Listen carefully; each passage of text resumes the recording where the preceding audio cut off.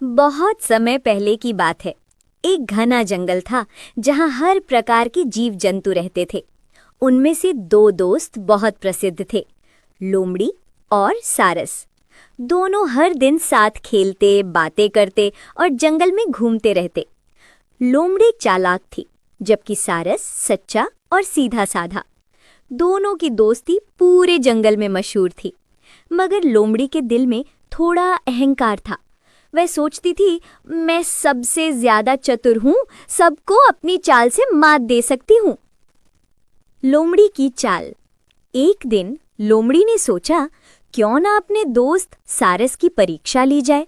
उसने सारस से कहा, दोस्त, कल मेरे घर आओ, मैं तुम्हारे लिए स्वादिष्ट खाना बनाऊंगी। सारस बहुत खुश हुआ।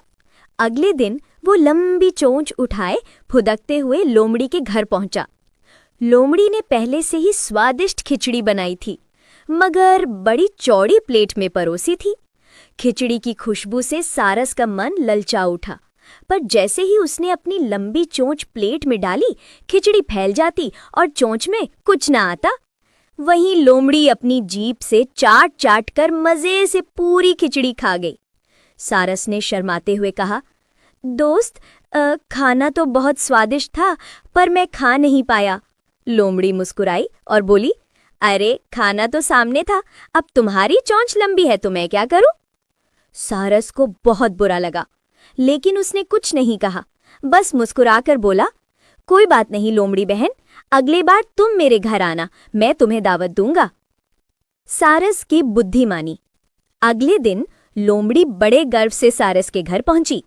सारस ने भी बहुत स्वादिष्ट सूप बनाया, पर उसे लंबे और पतले मटके में डाला। लोमड़ी ने जैसे ही मुंह डाला, उसका मुंह मटके में अटक गया। वह चाटने की कोशिश करती रही, पर सूप मुंह तक नहीं पहुंचा। दूसरी ओर सारस अपनी लंबी चोंच से मजे से सूप पीता रहा। लोमड़ी को अब अपनी गलती का एहसास हुआ। उसने शर्म से सिर झुका लिया। माफ करना मित्र, मैंने तुम्हारे साथ मजाक किया था, तुमने मुझे मेरी गलती का एहसास करा दिया। सारस मुस्कुराया, मित्रता में चाल नहीं, सच्चाई होनी चाहिए। दोनों ने एक दूसरे को गले लगाया और फिर कभी एक दूसरे से छल न करने की कसम खाई। कहानी की सीख। जैसा करोगे वैसा भरोगे।